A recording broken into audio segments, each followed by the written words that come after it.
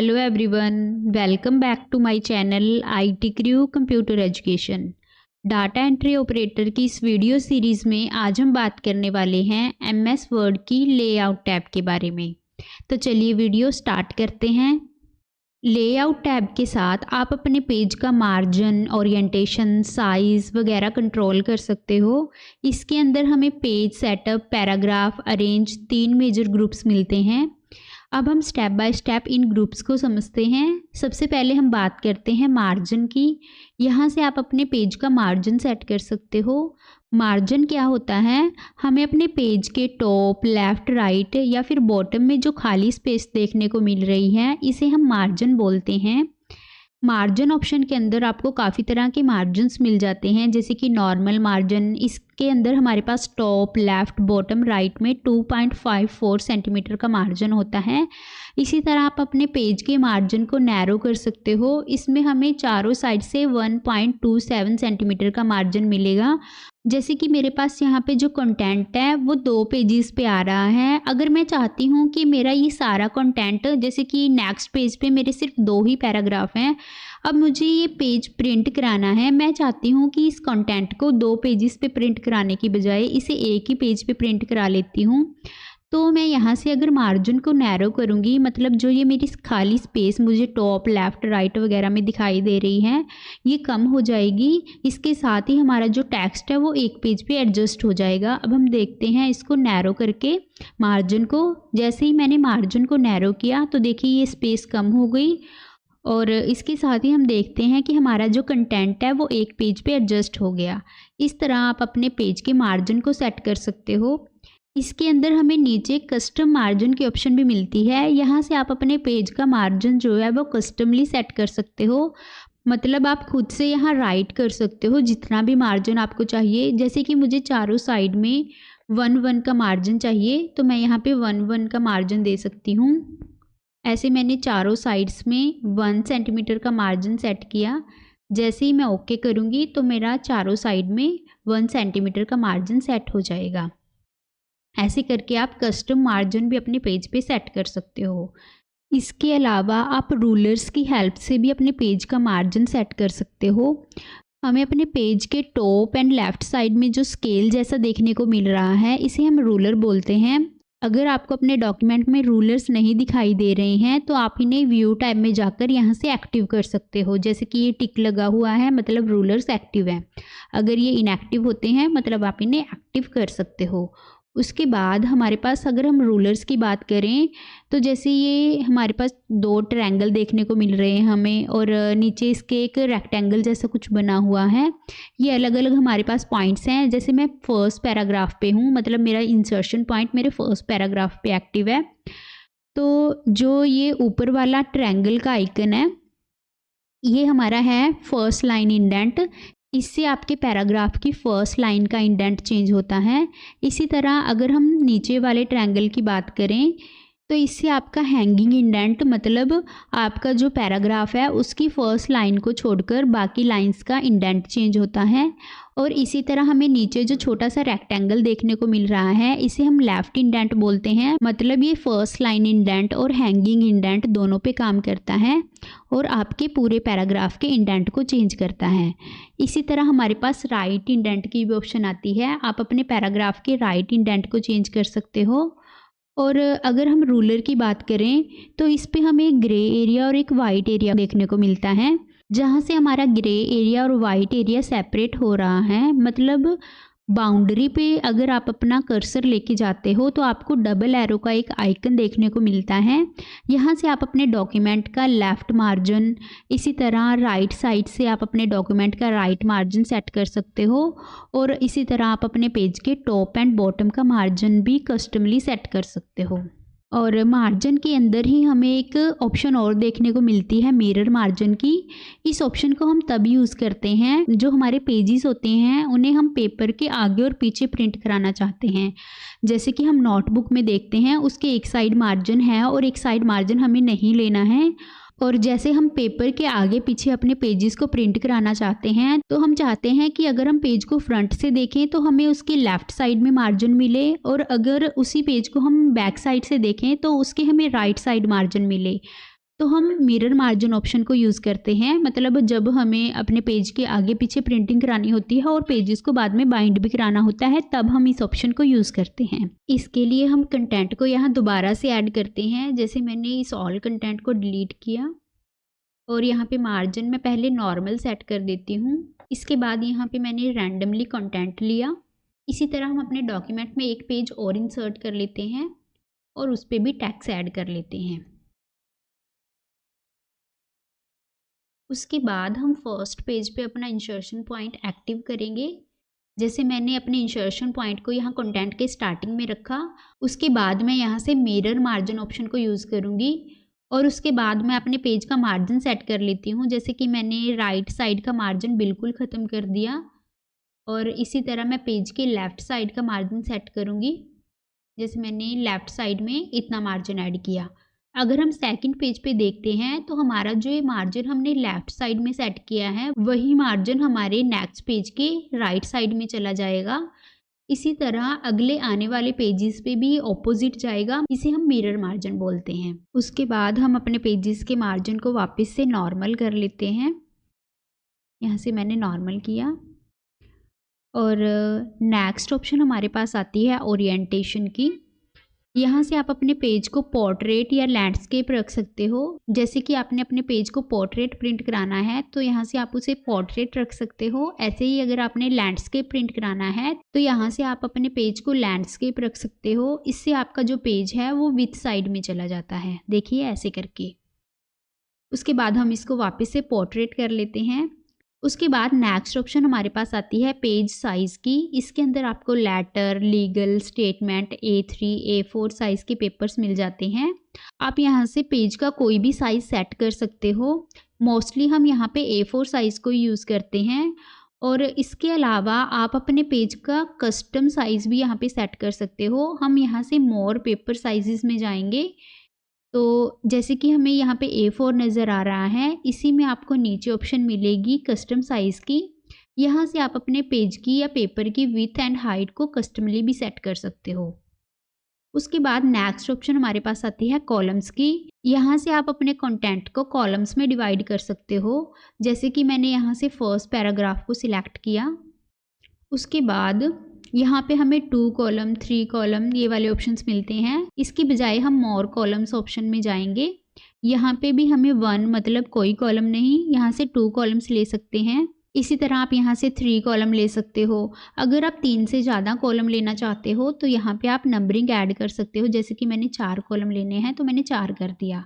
ऐसे ही हम यहाँ से 2 कॉलम लेंगे और अगर आप कॉलम्स के बिटवीन लाइन ऐड करना चाहते हो तो यहाँ से लाइन भी ऐड कर सकते हो।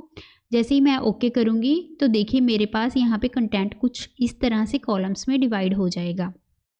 देखिए ऐसे करके। उसके बाद नेक्स्ट हमारे पास ब्रेक की ऑप्शन आती है। इसके अंदर हमें पेज ब्रेक और सेक्शन ब्रेक्स के ऑप्शन मिलते हैं। पेज ब्रेक के अंदर हम सबसे पहले कॉलम ब्रेक को ही समझ लेते हैं। इसके साथ आप अपने कॉलम्स का डाटा ब्रेक कर सकते हो। जैसे कि मेरे पास यहाँ पे 2 कॉलम्स हैं। इनमें से कंटेंट को मैं आगे वाले कॉलम या फिर पीछे वाले कॉलम में शिफ्ट करना चाहती हूँ। जैसे कि मैं वीडियो वर्ड के बाद जो भी कंटेंट बचता है यू कैन पेस्ट वाला, इसे आगे वाले कॉलम में शिफ्ट करना चाहती हूँ। तो मैं यहाँ पे अपना इंसर्शन पॉइंट रखूँगी। उसके बाद मैं ब्रेक ऑप्शन में जाकर अगर कॉलम ब्रेक करती हूँ तो इसके बाद वाला मेरा कंटेंट नेक्स्ट कॉलम में शिफ्ट हो जाएगा। और अब हम इसको अंडू करेंगे। इसी तरह अगर आप इस कॉलम का डाटा इधर वाले कॉलम में शिफ्ट करना चाहते हो तो उसके लिए भी जहाँ से आपको डाटा इधर शिफ्ट करना है उसके एंड में जाकर आप अपना इंसर्शन पॉइंट रखोगे। उसके बाद कॉलम ब्रेक पे अगर आप क्लिक करते हो तो उससे पहले वाला आपका जो डाटा है पहले वाले कॉलम में ऐड हो जाएगा। इस तरह आप कॉलम ब्रेक ऑप्शन को यूज़ कर सकते हो। उसके बाद हमारे पास इसमें फर्स्ट ऑप्शन पेज ब्रेक की आती है। इस ऑप्शन को हमने इंसर्ट टैब में भी समझा था, यहाँ पे पेज ब्रेक ऑप्शन को। यही ऑप्शन हमारे पास ब्रेक के अंदर फर्स्ट पेज ब्रेक की आती है। इसके साथ आपका इंसर्शन पॉइंट जो है वो नेक्स्ट पेज पे मूव हो जाता है। जैसे मैंने यहाँ कंटेंट के एंड में अपना इंसर्शन पॉइंट ऐड किया, उसके बाद अगर मैं पेज ब्रेक पे क्लिक करती हूँ तो मेरा जो इंसर्शन पॉइंट है नेक्स्ट पेज पे मूव हो जाता है। मतलब आगे का कंटेंट आप यहाँ से शुरू कर सकते हो। और इसमें एक ऑप्शन हमारे पास और आती है, थर्ड ऑप्शन। उसके बाद थर्ड ऑप्शन हमारे पास आती है टेक्स्ट रैपिंग की। यहाँ से आप अपने ऑब्जेक्ट्स को अपने टेक्स्ट से सेपरेट कर सकते हो। जैसे कि मैं अपने डॉक्यूमेंट में पहले कोई शेप ऐड कर लेती हूँ। मैं इंसर्ट में जाऊँगी और यहाँ से कोई भी शेप ऐड कर लेती हूँ। जैसे मैंने यहाँ पे शेप को ऐड किया। उसके बाद आपका जो ये पैराग्राफ है, इसकी 2 लाइन्स हमारी शेप के पीछे चली गई। अगर हम यहाँ से एंटर करके इस लाइन को आगे करते हैं, तो हमारा जो पैराग्राफ है वो अलग-अलग हो जाएगा। मतलब जहाँ से हम एंटर करते हैं वहाँ से हमारा पैराग्राफ अलग हो जाता है। हम यहाँ पे एंटर की यूज़ नहीं करना चाहते। बिना एंटर किए हम टेक्स्ट रैपिंग के साथ अपने ऑब्जेक्ट को टेक्स्ट से अलग कर सकते हैं। जैसे कि मैंने यहाँ पे अपना इंसर्शन पॉइंट रखा। पैराग्राफ की स्टार्टिंग में आप रख सकते हो अपने इंसर्शन पॉइंट को, या फिर जिन लाइन्स को आपने आगे करना है वहाँ पे भी रख सकते हो। जैसे मैंने पैराग्राफ की स्टार्टिंग में अपने इंसर्शन पॉइंट को रखा। उसके बाद लेआउट टैब में जाकर अगर मैं टेक्स्ट रैपिंग पे क्लिक करती हूँ तो इससे मेरा पैराग्राफ आगे शिफ्ट होता जाएगा बिना एंटर की यूज़ किए। मतलब यहाँ से हमारा न्यू पैराग्राफ भी नहीं बनेगा और जो हमारा पैराग्राफ है वो आगे शिफ्ट हो जाएगा। ऐसे करके आप ऑब्जेक्ट को पैराग्राफ से अलग कर सकते हो। ये थी हमारी टेक्स्ट रैपिंग ऑप्शन। उसके बाद नेक्स्ट हमारे पास आते हैं सेक्शन ब्रेक के ऑप्शंस। इसमें फर्स्ट ऑप्शन हमारे पास आती है नेक्स्ट पेज सेक्शन ब्रेक। यहाँ से आप सेक्शन को ब्रेक कर सकते हो। नेक्स्ट पेज सेक्शन ब्रेक क्या होता है? पहले हम अपने डॉक्यूमेंट का कंटेंट डिलीट करके इसे दोबारा से ऐड करेंगे। आप अपने डॉक्यूमेंट में जितने भी पेजेस ऐड करते हो, जैसे कि मैंने यहाँ पे एक पेज और ऐड किया, इंसर्ट में जाकर ब्लैंक पेज, और इस पे भी कंटेंट को राइट किया। हमारे जितने भी पेजेस होते हैं वो बाय डिफ़ॉल्ट एक ही सेक्शन में होते हैं। अगर आप एक पेज पे कोई भी सेटिंग करते हो तो इसका इफ़ेक्ट आपके दूसरे पेज की सेटिंग पे जाता है। जैसे कि मैंने यहाँ पे मार्जिन को सेट किया, तो देखिए जैसे मैंने फर्स्ट पेज पे मार्जिन को सेट किया तो मेरे सेकंड पेज का मार्जिन भी उतना ही सेट हो गया। अब मैं सेटिंग तो फर्स्ट पेज की करना चाहती हूँ जिस पे मेरा इंसर्शन पॉइंट है, बट उसके साथ साथ हमारे दूसरे पेज की सेटिंग पे भी इफ़ेक्ट जा रहा है। अगर हम चाहते हैं कि हमारे एक पेज की सेटिंग का इफ़ेक्ट दूसरे पेज पे ना जाए तो हम दोनों पेजेस को अलग अलग सेक्शन में रख सकते हैं। इसके लिए हम दूसरे पेज को अलग सेक्शन में रखेंगे। उसके लिए आप अपने इंसर्शन पॉइंट को यहाँ लास्ट में रखोगे, और अगर आपको पेज ऐड करना है तो आप डायरेक्टली ऐड ना करके उसे लेआउट टैब में जाकर यहाँ पे ऑप्शन जो है हमारे पास नेक्स्ट पेज सेक्शन ब्रेक की, यहाँ से ऐड करोगे तो आपके पास जो न्यू पेज आएगा वो अलग सेक्शन में आएगा। यहाँ पे भी हम कंटेंट को ऐड कर लेते हैं। अगर आप देखना चाहते हो कि यहाँ पे सेक्शन ब्रेक लगा हुआ है तो हम होम टैब में जाकर हमारा जो ये पैराग्राफ मार्क का ऑप्शन है इसको एक्टिव करके देखेंगे तो हमारे पास देखिए यहाँ पे शो होगा सेक्शन ब्रेक। ऐसे करके आप सेक्शन ब्रेक को फाइंड कर सकते हो कि आपके पेजेस पे या आपके डॉक्यूमेंट में कहाँ कहाँ पे सेक्शन ब्रेक लगे हुए हैं, और यहीं से हम इनको हटा भी सकते हैं। अब जैसे मैं फर्स्ट पेज पे एक्टिव हूँ और मैं अपने मार्जिन को दोबारा से चेंज करके देखती हूँ। मैं यहाँ से मार्जिन को चेंज करके देखती हूँ। देखिए जैसे ही मैंने फर्स्ट पेज का मार्जिन चेंज किया तो उसका इफ़ेक्ट मेरे दूसरे पेज पे नहीं गया, क्योंकि ये दोनों पेजेस अलग अलग सेक्शन में वर्क कर रहे हैं। ऐसे ही हम एक पेज पे भी सेक्शन को अलग अलग कर सकते हैं। इसके अंदर हमारे पास नेक्स्ट ऑप्शन आती है कंटिन्यूस ब्रेक की। अगर आप चाहते हो कि आप पेज के अलग अलग हिस्से पे अलग अलग सेटिंग अप्लाई कर पाओ तो आप एक पेज पे भी अलग अलग सेक्शंस बना सकते हो। जैसे कि मैं फर्स्ट पैराग्राफ पे एक्टिव हूँ, जैसे ही मैं मार्जिन को चेंज करूँगी तो वह पूरे पैराग्राफ के मार्जिन को चेंज करेगा, या फिर हम इंडेंट को यूज़ कर सकते हैं अपने पैराग्राफ को चेंज करने के लिए। बट मैंने क्या करना है, अपने फर्स्ट 2 पैराग्राफ्स को अलग मार्जिन में रखना है और बाकी के पैराग्राफ्स को मैंने अलग मार्जिन में रखना है।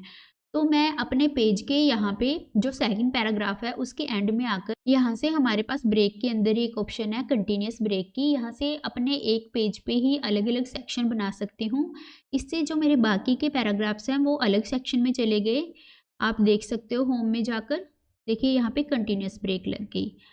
अब हम अगर पेज के ऊपर वाले हिस्से पर एक्टिव हैं तो इससे क्या होगा कि हमारे पेज के ऊपर वाले हिस्से पर ही चेंजेस आएंगे। जैसे कि मैंने यहाँ पे मार्जिन सेट किया, देखिए पहले 2 पैराग्राफ्स का ही मार्जिन चेंज हो रहा है, और अगर हम बाकी के पैराग्राफ्स का मार्जिन चेंज करेंगे तो फर्स्ट 2 पैराग्राफ के मार्जिन पे कोई इफेक्ट नहीं जाएगा। तो गाइस ये थे हमारे पास सेक्शन ब्रेक के ऑप्शन। इसी तरह आप इवन पेजेस के अलग सेक्शन बना सकते हो और ऑड पेजेस पे अलग सेक्शन बना सकते हो। उसके बाद हमारे पास लाइन नंबर्स की ऑप्शन आती है। इसमें हमारे पास सबसे फर्स्ट ऑप्शन आती है नन की, मतलब आपने लाइंस पे कोई भी नंबरिंग नहीं लेनी है। और उसके बाद सेकंड हमारे पास आता है कंटिन्यूस नंबरिंग, जैसे कि हमने अपने ऑल कंटेंट को सिलेक्ट किया और यहाँ से हम इन पे कंटिन्यूस नंबरिंग अप्लाई करते हैं। तो देखिए हमारी जो नंबरिंग है 1 2 3 4 ऐसे ही कंटिन्यूस जा रही है। ऐसे ही अगर हम नेक्स्ट पेज पे जाकर देखें तो ये 17 के बाद 18 ऐसे कंटिन्यूस जा रहा है, इसे हम बोलते हैं कंटिन्यूस नंबरिंग। उसके बाद नेक्स्ट ऑप्शन हमारे पास आती है रीस्टार्ट ईच पेज। इससे हमारे हर एक पेज से नंबरिंग जो है अलग से स्टार्ट होती है। जैसे यहाँ 17 पे नंबरिंग खत्म हुई, उसके बाद 1 से दोबारा से स्टार्ट हो गई। और इसी के अंदर हमारे पास नेक्स्ट ऑप्शन आती है रीस्टार्ट ईच सेक्शन। यहाँ से हमारे अलग अलग सेक्शन पे अलग अलग नंबरिंग अप्लाई होगी। जैसे कि मेरे पास ये जो फर्स्ट 2 पैराग्राफ्स हैं वो अलग सेक्शन में है, तो यहाँ तक नंबरिंग खत्म हुई। उसके बाद हमारा अगला सेक्शन स्टार्ट हुआ, तो यहाँ से नंबरिंग दोबारा से स्टार्ट हो गई। इसी तरह हमारे नेक्स्ट पेज पे भी अलग सेक्शन लगा हुआ है, यहाँ से भी नंबरिंग दोबारा से स्टार्ट हो गई। उसके बाद नेक्स्ट ऑप्शन हमारे पास आती है सप्रेस फ्रॉम करंट पैराग्राफ। इसके साथ आप किसी भी पैराग्राफ से नंबरिंग को हटा सकते हो। जैसे कि मैं फर्स्ट पेज पे गई और मैं चाहती हूँ कि मेरे ये वाला जो पैराग्राफ है थीम वाला, इस पे नंबरिंग ना आए और इससे ऊपर वाली जो लाइन है इस पे भी मैं नंबरिंग नहीं लेना चाहती, तो मैं यहाँ से इसको सप्रेस कर सकती हूँ। जैसे ही मैंने सप्रेस किया तो मेरी नंबरिंग देखिए आगे वाली लाइन से स्टार्ट हो गई। ऐसे करके आप किसी भी पैराग्राफ या लाइंस को बीच में से नंबरिंग के बिना रख सकते हो। उसके बाद नेक्स्ट ऑप्शन हमारे पास आती है हाइफनेशन की। इसके साथ आप अपने डॉक्यूमेंट में हाइफन्स को ऐड कर सकते हो। सबसे पहले हम अपने डॉक्यूमेंट को ऑल सिलेक्ट करेंगे। पहले हम यहाँ से नंबरिंग को हटा देते हैं। लाइन नंबर्स ऑप्शन में जाकर हम यहाँ से नन क्लिक करेंगे तो नंबरिंग हमारी हट जाएगी। उसके बाद हाइफनेशन में हमें ऑप्शंस मिलते हैं नन मतलब अगर आपने हाइफन लगाए हुए हैं उनको आप यहाँ से हटा सकते हो। और उसके बाद आप ऑटोमेटिक या मैनुअल हाइफन्स लगा सकते हो। जैसे मैंने ऑटोमेटिक ऑप्शन पे क्लिक किया तो मेरे डॉक्यूमेंट में ऑटोमेटिक हाइफन्स आ गए।